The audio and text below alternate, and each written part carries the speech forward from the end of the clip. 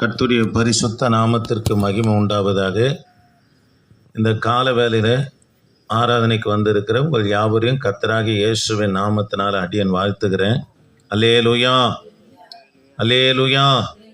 உற்சாகமாக இருக்கணும். அல்லேலூயா. சரி, கவனிக்கலாம். நாம் தொடர்ந்து இயேசு கிறிஸ்து நிறைவேற்றின ஊழியங்களை குறித்து நம்ம பார்த்து கொண்டு வருகிறோம். இன்றைக்கு யோனா புத்தகத்துடைய சிறப்பு குறித்து நம்ம பார்க்க போகிறோம். யோனா புத்தகத்தினுடைய சிறப்பு ஒவ்வொரு காரியமாக நம்ம பார்த்து கொண்டு வரப்போகிறோம். பரிசுத்த ஆவியானவர் நமக்கு கற்றுக் கொடுக்கிறத விசுவாசிப்போம். ஆமே.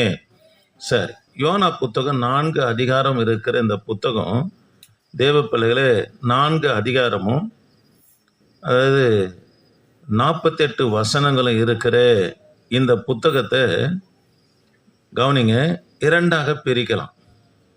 யோனா தீர்க்க தரிசன புஸ்தகம் 4 அதிகாரத்தை 2ஆக பிரிக்கலாம். 1ஆம் அதிகாரத்திலிருந்து 2ஆம் அதிகாரம் வரைக்கும் இளைய குமாரனை குறித்து பார்க்க முடியும். கவனிக்கலாம்.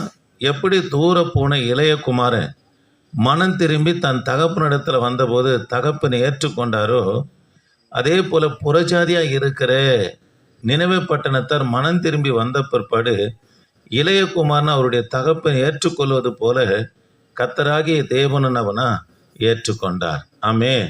2ஆவதாக 3ஆம் அதிகாரத்திலிருந்து 4ஆம் அதிகாரம் வரைக்கும் வாசித்து பார்ப்போம்னா கவனிக்கலாம். அதாவது லூக்கா சுவிசேஷ புத்தகம் 15ஆம் அதிகாரத்தில் வருகிற மூத்த குமாரனுக்கு ஒப்பிடலாம். மூத்த குமாரன் பார்த்தீங்கன்னா மனம் திரும்பி வந்த இளைய குமாரன் என்னவனா ஏற்றுக்கொள்ளவே இல்லை. அப்பா இடத்துல வாக்குவாதம் பண்றார்.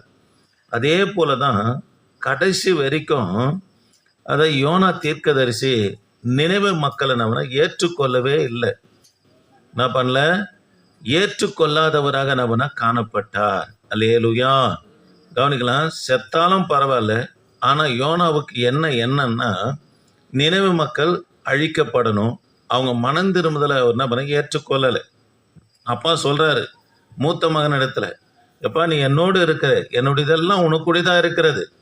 அவன் போனான், மரித்தான், அவன் உயிரோடு வந்திருக்கிறான், அவனை ஆகவே நான் கனம் பண்ணுகிறேன் அப்படின்னு சொன்னாலும் கூட எப்படி அந்த மூத்த குமாரனை ஏற்றுக்கொள்ளலையோ, அதே போல யாரை ஏற்றுக்கொள்ளலைன்னா இந்த யோனா தீர்க்கதரிசி நினைவு மக்களை ஏற்றுக்கொள்ளாதவராக காணப்பட்டார். கவனிக்கலாம். இவர் ஜெபம் பண்ண வேண்டிய இடத்துல என்னவனா ஜெபம் பண்ணலை. கர்த்தர் அழைப்பு கொடுத்தோன்னே ஜெபிக்கணும். ஜெபம் பண்ணலை யோனா தீர்க்கதரிசி. ஜெபம் பண்ண முடியாத இடத்துல போயிட்டோம்னா ஜெபம் பண்ண வேண்டிய ஒரு சூழ்நிலை யாருக்கு வருதுன்னா யோனாவுக்கு வருது. மீன் வயிற்றில் போயிட்டோம்னா ஜெபம் பண்ணுறார். நம்ம மீனை வாங்குவோம், எந்த பகுதியை அதாவது தள்ளிடுவோம்னா குடல் பகுதியை துர்நாற்றம் வீசக்கூடியது, அதை என்ன பண்ண எடுத்துருவோம். அது ஆட்டுக்குடலாக இருக்கட்டும், மாட்டுக்குடலாக இருக்கட்டும், ஏன் கோழி குடலை கூட சாப்பிட்றாங்க. ஆனால் எதை சாப்பிட்றதில்ல பாருங்க, மீன் குடலை சாப்பிட்றது. ஏன்னா அது அவ்வளோ துர்நாற்றமான இடம். அந்த இடத்துல போயிட்டு நான் நெருக்கத்திலிருந்து ஆழங்களிலிருந்து உம்மை கூப்பிடுகிறேன் என்று நம்மனா யோனா செபிக்கிறத பார்க்குறோம். தேவ பிள்ளைகளை, கர்த்தர் நமக்கு, நம்ம சாதாரண ஒரு குடிசை வீட்டில் இருக்கும்போது, வசதி வாய்ப்பு இல்லாத போது இருந்த பக்தி பரிசுத்தம் ஜெப வாழ்க்கை, கொஞ்சம் வசதியான பிற்பாடு அந்த ஜெபம் இல்லை பாருங்க, அந்த அர்ப்பணிப்பு இல்லை. இப்போ பார்த்தீங்கன்னா ஜெபிக்கிறதுக்கு மட்டும் நேரம் இல்லை, எல்லாவற்றுக்கும் நேரம் ஆயிடுச்சு. ஒரு புடவை 2 புடவை இருக்கும்போது ஓடியாந்துருவோம் சர்ச்சைக்கு நேரத்தோடு. இப்போ பீரோவை திறந்த பேண்ட சட்டையும் கொட்டுது, புடவைகள் கொட்டுது, ஆனாலும் நேரத்தோடு வர்றதுக்கு முடியல. காரணம் என்னன்னா தேவ பிள்ளைகளே, கவனிக்கலாம். நம்ம செய்ய வேண்டிய நேரத்தில் செய்யாத பட்சத்தில் எங்கே கொண்டு போய் விட்டோன்னா மகா நெருக்கம் இடுக்கமான இடத்துல கொண்டு போய் யாரை விடுகிறதுனா யோனா தீர்க்கதரிசியை விடுகிறத நம்ம பார்க்கிறோம். அல்லேலூயா. கவனிக்கலாம்.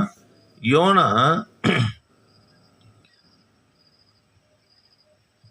பாருங்க, யோனா 2ஆம் அதிகாரத்தில் 1ஆம் அதிகாரத்திலேருந்து 2ஆம் அதிகாரம் வரைக்கும் பாருங்க, சாக வேண்டும், அதாவது சாவக்கூடாது என்று செபிக்கிறார். என்ன பண்ணுறாரு? சாகக்கூடாது என்று செபிக்கிறார் மீன் வயிற்றிலிருந்து.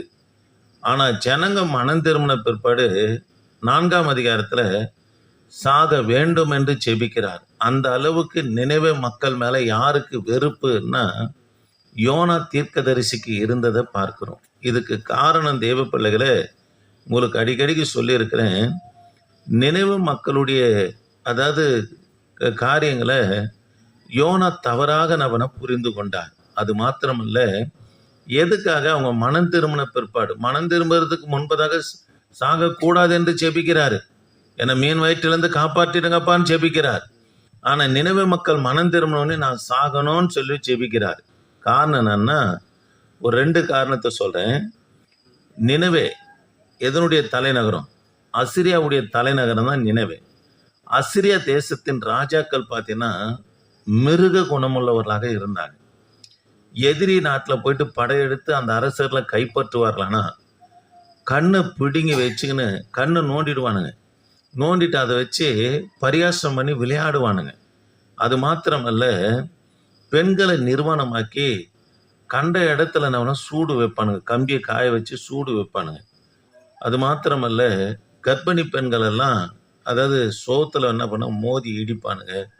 இது போல கொடுமையெல்லாம் யாரு செய்வாங்கன்னா, அசிரிய அரசர்கள் என்ன பண்ண மிருக குணமுள்ளவர்களாக காணப்பட்டாங்க.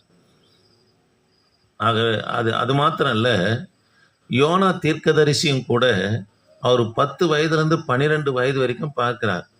காத்பேர் ஊரை சேர்ந்தவர் தான் யோனா தீர்க்கதரிசி. இதெல்லாம் கலிலியா, காத்பேர், கப்பர்நகும், பெத்சாய்தா இதெல்லாம் கடற்கரை ஓரமாக இருக்கிற பகுதி. அங்கே அசிரியர் படையெடுத்து வருவாங்க. மீனவர்களுடைய மீன்களை என்ன பண்ணால் எடுத்துக்கன்னு கேட்கறத வெட்டி என்ன பண்ணால் கொலை செய்வர்களாக காணப்பட்டாங்க.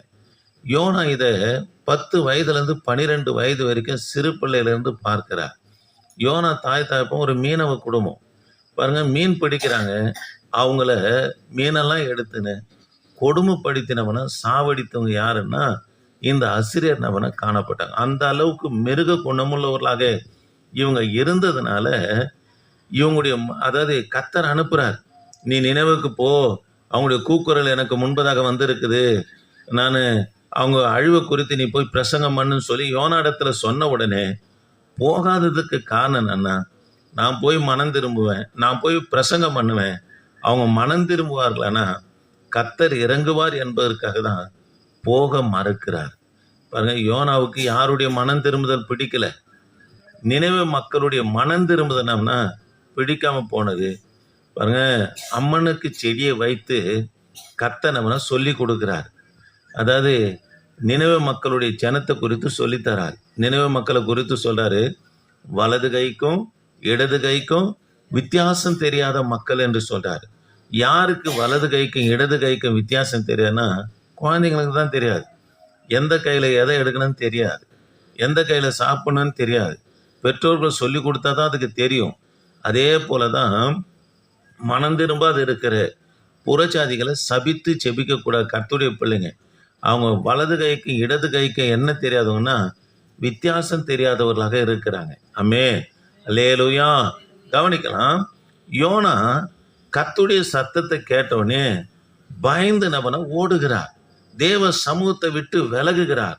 ஆனா கர்த்தருடைய சத்தத்துக்கு யோனாவை சுற்றிலும் இருக்கிற எல்லாரும் நபனை எல்லாவற்றும் நபனை கீழ்ப்படுகிறது பார்க்கிறோம். எவைகள் கீழ்ப்படுகிறதுன்னு சொன்னா, மீன் கீழ்ப்படுது, காற்று கீழ்ப்படுது, கடல் கீழ்ப்படுது, பூச்சி கீழ்ப்படுது, கொடி கீழ்ப்படுகிறது, அம்மனுக்கு கொடி கீழ்ப்படுகிறது, நினைவு மக்கள் அரசர்கள் கீழ்ப்படுகிறாங்க. ஆனா யோனா மாத்திரம் தேவ சமூகத்தை விட்டு ஓடுகிறாரு. கவனிக்கலாம் தேவ பிள்ளைகளை, ஓடி அவர் எங்க போய் படுத்து கொண்டார்னா பாருங்க, அடித்தட்டில் போய் படுத்து கொண்டார் என்று சொல்லி, கப்பலின் அடித்தட்டில் என்ன பண்ணறான் போய் படுத்து கொண்டார் என்று சொல்லி பார்க்கிறோம். அல்லேலூயா, அல்லேலூயா. சரி, கவனிக்கலாம். இன்னொரு காரியத்தை சொல்றேன். வேதத்துல 4 படுக்கையை குறித்து சொல்லப்பட்டு இருக்கிறது. முதலாவது படுக்கை, சிம்சோன் தெலீலாள் மடியில் என்ன படுக்கிறார். வல்லமை, அபிஷேகம், கர்த்தருடைய நடத்துதல், ரட்சிப்பு எல்லாவற்றையும் நம்ம இழக்கிறார். தேவ பிள்ளைகளை, பாவம் ஒருபோதும் நம்மளை அங்கீகரிக்கவே அங்கீகரிக்காது. பாவத்தின் சம்பளம் மரணம், தேவனுடைய கிருபை வரமோ நித்திய ஜீவன் என்று நம்ம பார்க்கிறோம். சரி, முதலாவது படுக்கை, சிம்சோன் யார் மடியில் படுக்கிறாரு? தெலீலாளுடைய மடியில் நம்ம படுக்கிறார். பாருங்க, எப்பேற்பட்ட மனுஷன்னா 300 நரி வாழை பிடிச்சி கட்டினவன், ஒரு தாடை எலும்பை எடுத்து 1000 பெலிஸ்தரை அடித்தவன், அப்பேற்பட்ட பலசாலி பாருங்க, பாவம் எல்லாவற்றையும் நம்மனா இழக்க செய்கிறத பார்க்கிறோம். இரண்டாவதாக எலியா தீர்க்கதரிசி பாருங்க, சூரச்செடியின் கீழே நம்மனா போய் படுத்து கொண்டார். தேவ பிள்ளைகளே, எலியா தேவ பலத்தில் நடக்கணும், தேவனுக்காக செயல்பட வேண்டியவர். ஆனால் எங்கே போய் படுத்துக்கினார்னா சூரச்செடியின் கீழே. அதுவும் 1 ராஜாக்களின் புத்தகம் 19ஆம் அதிகாரத்தை நீங்கள் வாசித்து 18ஆம் அதிகாரத்தில் வானத்திலிருந்து கர்த்தருடைய அக்கினியை இறக்குறார். பாகாலின் பலிபீடம் பட்சிக்கப்படுது. பாருங்க, பாகாலுடைய தீர்க்கதரிசிகள் கொலை செய்யப்படுறாங்க. ஆனால் அதே ஏசபெல், அதாவது அவனை கொலை செய்ய, எலியாவை கொலை செய்ய என்று சொன்ன உடனே ஒரு பெண்ணுக்காக பயந்து நபனா ஓடுகிறார். தேவ பிள்ளைகளே, தேவ பலத்தில் நடக்கணும், ஆனால் தேவனுக்காக செயல்பட வேண்டியவர் என்ன பண்ண ஓடுகிறத பார்க்கிறோம். ஆமென். பாருங்க, அதே போல பெண்களால் சில காரியம் நடந்தது பாருங்க. பேதுருவை பார்த்து கூட பெண்ணு கேட்குறா. என்ன கேட்குறாங்கன்னா, நீ அவரோடு நசனாகி இயேசுவோடு இருந்தவர் ஒருவர் தானே என்று சொல்லி குளிர் காயிற இடத்துல கேட்கும்போது உடனே பேதுரு என்ன பண்ணா, நான் இயேசுவை அறியல, அந்த மனுஷன் யார் என்றே தெரியாதுன்னா மறுதளிக்கிறத பார்க்கிறோம். சிம்சனும் கூட பெண்ணின் மடியில் படுத்து கொள்ளுகிறத பார்க்கிறோம். எலியாவும் கூட ஏசபெல் பெண்ணுக்கு பயந்து நபனா ஓடுகிறார். தேவ பலத்தில் நிற்க வேண்டிய எலியா பயந்து ஓடுகிறத பார்க்கிறோம். சரி, இரண்டாவது படுக்கை. யோனா எங்கே போய் படுத்து கொண்டாரு? அடித்தட்டில் போய் நம்மனா படுத்து கொண்டதை பார்க்கிறோம். தேவ பிள்ளைகளை, தேவ சமூகத்தை விட்டு விலக விலக நம்ம எங்கே போயிடும்னா கீழே தான் போயிடுவோம். பாருங்க, என்ன பிரச்சனை போராட்டம் வந்தாலும் கர்த்தருக்காக பிரகாசிக்கும் போது நிச்சயமாக கர்த்தர் நம்மளை உயர்த்திடுவாருங்க. ஆமாங்க, கர்த்தர் நம்மளை உயர்த்திடுவார். நான்காவது படுக்கை, நீங்கள் 1 சாமுவேலின் புத்தகம் 3ஆம் அதிகாரத்தில் வாசித்து பார்ப்போம்னா ஏலி நபனா படுத்து கொண்டார் என்று சொல்லி பார்க்குறோம். தேவ பிள்ளைகளே, இந்த படுக்கை ஏலி படுத்து கொண்டது, அதாவது செயல்பாடுகள் நம்ம முறியப்படுகிறது.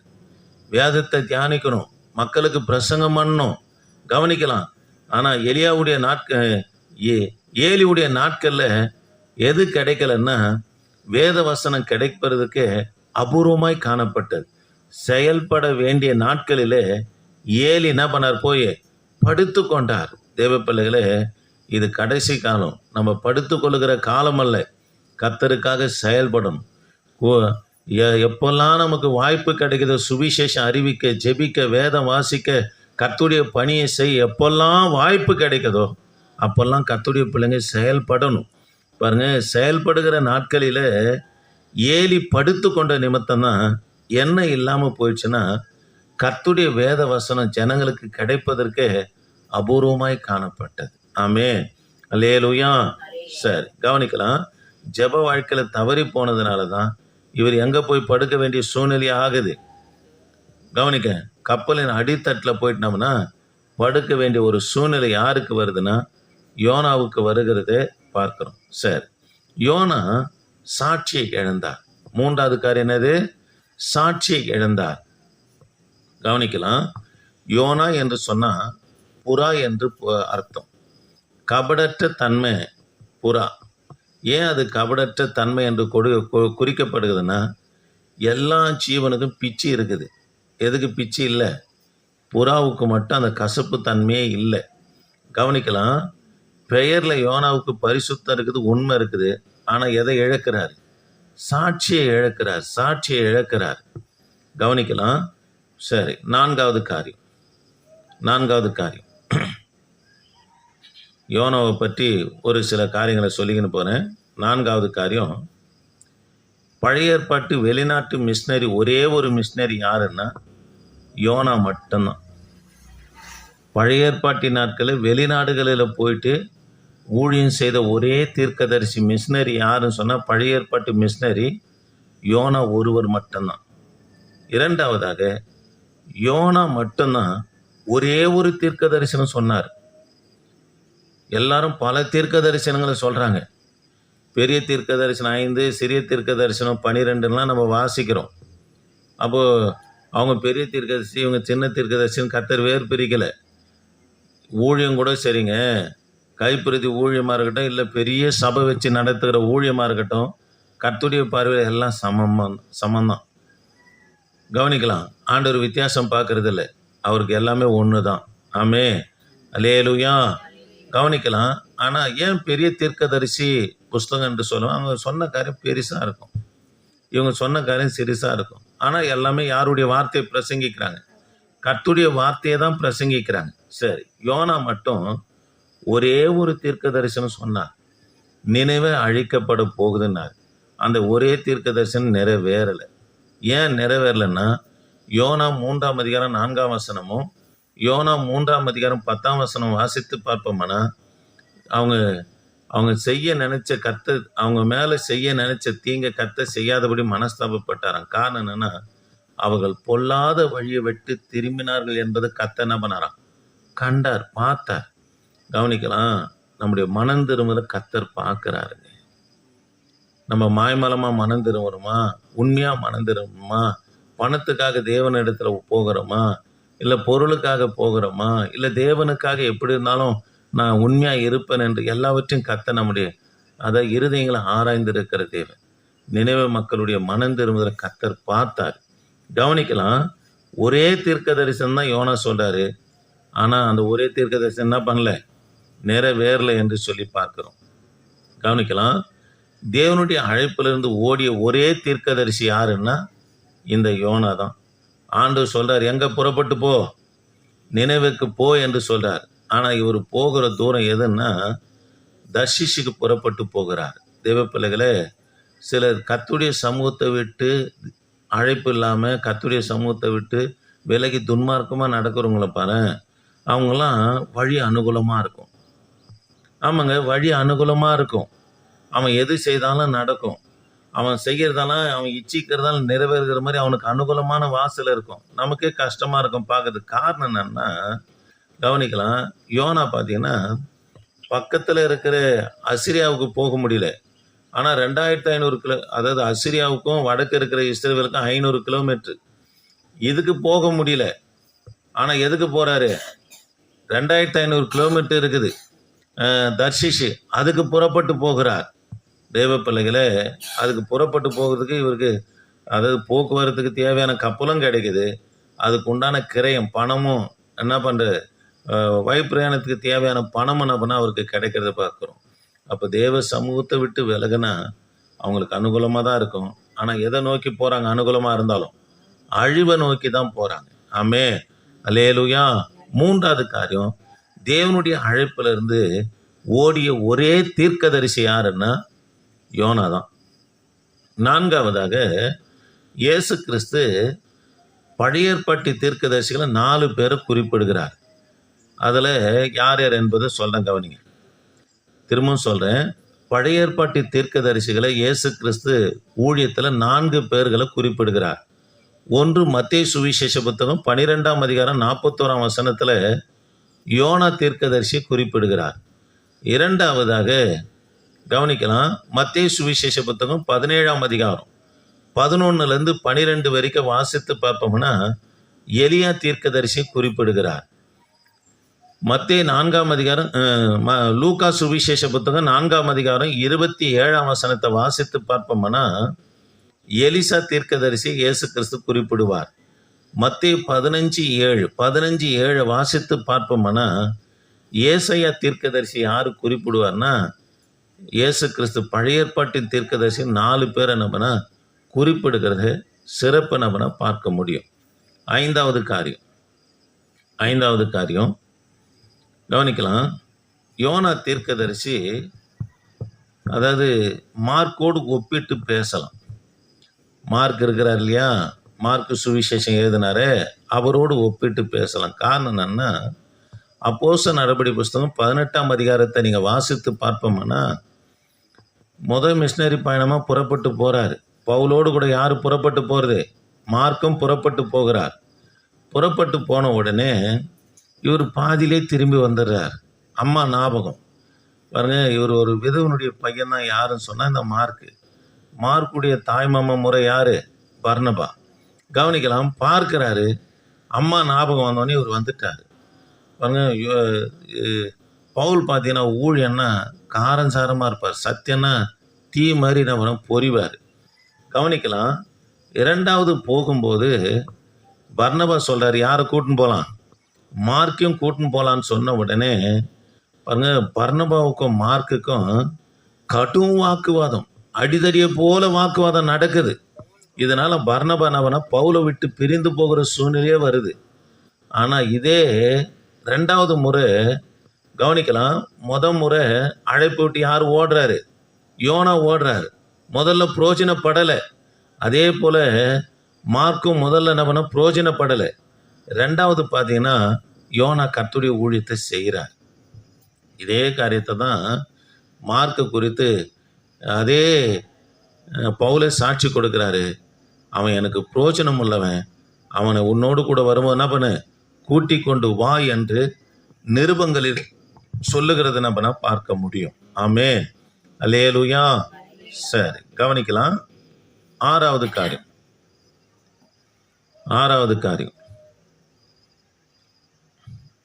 நினைவு மக்கள் பக்கத்துல கர்த்தர் நின்றாரு, யோனா பக்கத்துல கர்த்தர் நிக்கல. பாருங்க, லேவியன் ஆசாரியன் பக்கத்துல இயேசு கிறிஸ்து நிக்கல. ஆனா யாரு பக்கத்துல நின்னாரு? இந்த லேவியன் ஆசாரியன் நல்லவன். பாருங்க, வாரத்துல 2 முறை உபவாசிப்பாங்க, ஆலயத்துக்கு போவாங்க, தேவனுடைய ஆலயத்துக்கு போவாங்க, உபவாசிப்பாங்க. இவங்க பக்கம் கர்த்தர் நிக்கல. ஆனா யார் பக்கம் நிற்கிறார்? கர்த்தர். சமாரியம் பக்கம் கர்த்தர் நம்ம நிற்கிறத பார்க்கிறோம். அதே போல லூக்கா சுவிசேஷ புத்தகம் 18ஆம் அதிகாரத்தை வாசித்து பார்த்தோம்னா, ஆயக்காரனும் பரிசேனும் தேவாலயத்துக்கு போறாங்க. உள்ள இருக்கிற பரிசேன் பக்கம் கர்த்தர் நிக்கல. யார் பக்கம் நின்னாரு? ஆயக்காரன் பக்கத்துல நம்ம நிற்கிறத பார்க்கிறோம். அல்லேலூயா. சரி, தேவ பிள்ளைகளே, யோனா புத்தகத்தில் இருக்கிற அதாவது அதிசயங்களை குறித்து நம்ம பார்க்க போகிறோம். யோனா புத்தகத்தில் வெறும் 48 வசனங்கள் தான் இருக்குது. 6 வசனங்களுக்கு ஒவ்வொரு அற்புதம் நடக்கும். இதை குறித்து மாலையில் நம்ம பார்க்க போகிறோம். மாலை குடும்ப ஜெபத்தில் நம்ம பார்க்க போகிறோம். ஜெபித்து கொள்ளுங்க, பையன் வந்துடணும், அதுக்காக ஜெபிங்க. கவனிக்கலாம், 6 வசனங்களிலே அதாவது ஒவ்வொரு அற்புதங்கள் நடந்துக்கினே வரும். இந்த 48 வசனங்கள், 4 அதிகாரத்தில் 48 வசனங்கள் மட்டும்தான் இருக்குது.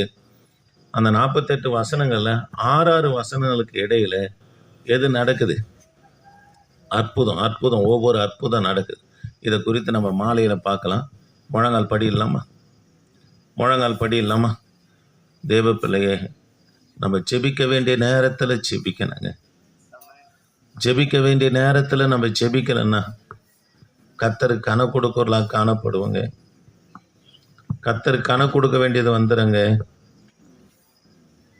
அது மாத்திரம் இல்லை, நம்ம கர்த்தரை தேட வேண்டிய நேரத்தில், அவருக்கு ஒப்பு கொடுக்க வேண்டிய நேரத்தில், அவருக்கு செய்ய வேண்டிய நேரத்தில் நம்ம செய்யலைன்னா எப்படி யோனா நெருக்கத்தில் காணப்பட்டாரோ, மீன் வயிற்றில் காணப்பட்டாரோ, அந்த நிலைமை தாங்க. ஒரு தீர்க்கதரிசிக்கே அந்த நிலைமைன்னா, அதுவும் வெளிநாட்டு மிஷினரிங்க.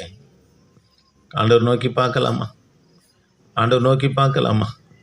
ரீபாலா ஷாபா ராபா ஓ ரீகாபாலா துருபரா மேராபாலா சந்துருபரா கபாலா துருபரா. கர்த்தருடைய சத்தத்துக்கு யோனாவை சுற்றில இருக்கிற எல்லாம் கீழ்ப்படிதுங்க. ஆனால் யோனா மாத்திரம் கீழ்ப்படியலைங்க. ஆண்டவர் நோக்கி பார்க்கலாமா? ஸ்தோத்திரம். கீழ்ப்படினங்க. சவுல் கீழ்ப்படியலைங்க, கர்த்தர் தள்ளிட்டாருங்க. யோனா கீழ்ப்படியலைங்க, நெருக்கத்தில் போயிட்டாருங்க. வேதம்னா சொல்லுது அதுக்கு கீழ்ப்படியோனா கர்த்தர் உன் பக்கத்தில் நிற்பாருங்க. கர்த்தர் உன் பக்கத்தில் நிற்கிற தேவனா இருக்கிறாருங்க. கர்த்தர் நம் பக்கத்தில் இருக்கணுங்க. இதை தாங்க தாவீது சொல்றார். கர்த்தர் என் வலது பக்கத்தில் இருக்கிறபடியா நான் அசைக்கப்படுவதில்லை என்று சொல்றாருங்க. கர்த்தரை எப்போதும் எனக்கு முன்பதாக வைத்திருக்கிறேன்னு சொல்றாருங்க. இந்த உலகத்துல யார் நம் பக்கத்துல இருந்தாலும் இல்லாம போனாலும் கிறிஸ்து நம் பக்கத்துல இருக்கணுங்க. அதுக்காக விருப்பப்படுங்க, அதுக்காக ஆசைப்படுங்க. அதை வாஞ்சிங்க. ஏசப்பா நீங்கள் என் பக்கத்தில் இருக்கணும்பா, ஏசப்பா நீங்கள் என் பக்கத்தில் இருக்கணும்பா. கேட்கலாமா? ரீபாலா ஷாபாராபா ஓ ரீ கபாலா துருபரா. ஆண்டவரே ஸ்தோத்திரம் ஸ்தோத்திரம் ஸ்தோத்திரம் ஸ்தோத்திரம் ஸ்தோத்திரம். தேவ கிருபையே நாங்கள் உம்மை துதிக்கிறோம். வந்ததான ஒவ்வொரு பிள்ளைகளுக்காய் ஸ்தோத்திரம். இந்த கால வேலையில் ஆண்டவரே வந்து உம்முடைய சமூகத்தில் முழங்கால் படிட்டு இருக்கிற இந்த பிள்ளைகளை தேவன் நீங்க ஆசீர்வதிப்பீராக, சுகம் தருவீராக, விடுவிப்பீராக. கான்பஸ் லைனில் இருக்கிற பிள்ளைகளையும் ஆசீர்வதிங்க, யூடியூப்ல கேட்குற பிள்ளைகளையும் ஆசீர்வதிங்க. தொடர்ந்து உமது கரம் கூட இருக்கட்டையா, வயநடத்துங்க, ஆசீர்வதிங்க. இயேசுநாமம் ஜெபிக்க நல்ல பிதாவே, ஆமேன். என் ஆத்துமாவே கர்த்தரை ஸ்தோத்திரி, என் மூலமே கர்த்தரை பரிசுத்தம். என் ஆத்துமாவே கர்த்தரை ஸ்தோத்திரி, அவர் செய்த சகல வருமானம். ஆமேன். அல்லேலூயா, அல்லேலூயா, அல்லேலூயா. சரி, மாலையில் வந்துடுங்க. கர்த்தர் உங்களை ஆசீர்வதிப்பார். மூல கட்டணும். கான்ஃபரன்ஸ் லைனில் இருக்கிற எல்லா தேவ பிள்ளைகளுக்கும் ஸ்தோத்திரம் ஸ்தோத்திரம் ஸ்தோத்திரம்.